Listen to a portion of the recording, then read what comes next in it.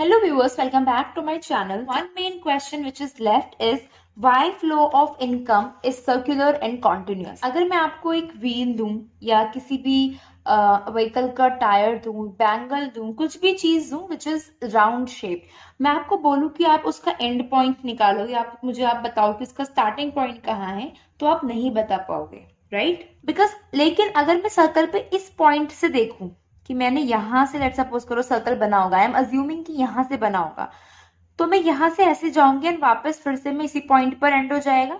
मतलब मैं यहां से स्टार्ट करूंगी और इसी पॉइंट पर एंड हो जाऊंगी।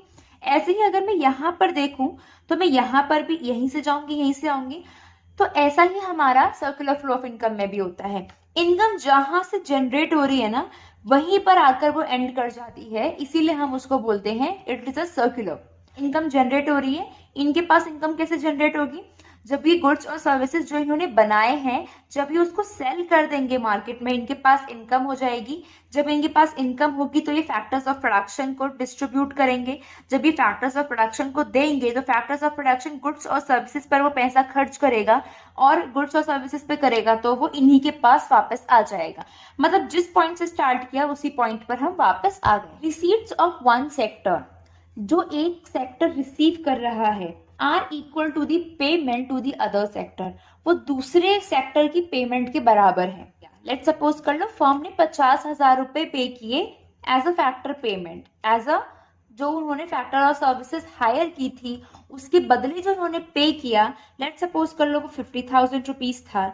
तो जो इस सेक्टर ने पे किया एंड जो इस सेक्टर ने रिसीव किया, वो दोनों क्या हुए? वो दोनों इक्वल हो रहे हैं। हाउस होल्ड ने वो 50,000 रुपए सारे के सारे अपने कंजम्पशन में उड़ा दिए, मतलब गुड्स और सर्विसेज पर खर्च कर दिए, तो फर्म को भी तो 50,000 रुपए ही मिलने वाले हैं, right? Which means that the receipts of one sector are equal to payment to the other sector. Flow of money, जो मनी का फ्लो हो रहा है from producers, मतलब यहाँ से to households, जो प्रोड्यूसर है उसके पास से पैसा हाउस होल्ड को जा रहा है, मतलब कि money is flowing from firm to the household. It is a continuous process. Flow of money from household to producers.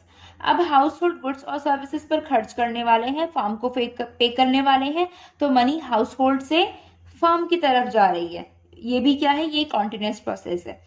इसका मतलब क्या है कि जो डिमांड है फैक्टर सर्विसेज की, प्रोड्यूसर्स डिमांड कौन कर रहा है? फैक्टर सर्विसेज की प्रोड्यूसर्स डिमांड कर रहे हैं। ये कॉन्टिन्यूस है, ये कभी नहीं स्टॉप होने वाली है। और गुड्स और सर्विसेज की डिमांड जो कि हाउस होल्ड करते हैं, ये भी एक कॉन्टिन्यूस प्रोसेस है, ये भी कभी खत्म नहीं होने वाला है। इन शॉर्ट, ये जो प्रोडक्शन और कंजम्पशन का प्रोसेस है ये कभी खत्म नहीं होता है, because there is unlimited human wants. उनको गुड्स और सर्विसेज चाहिए ही चाहिए।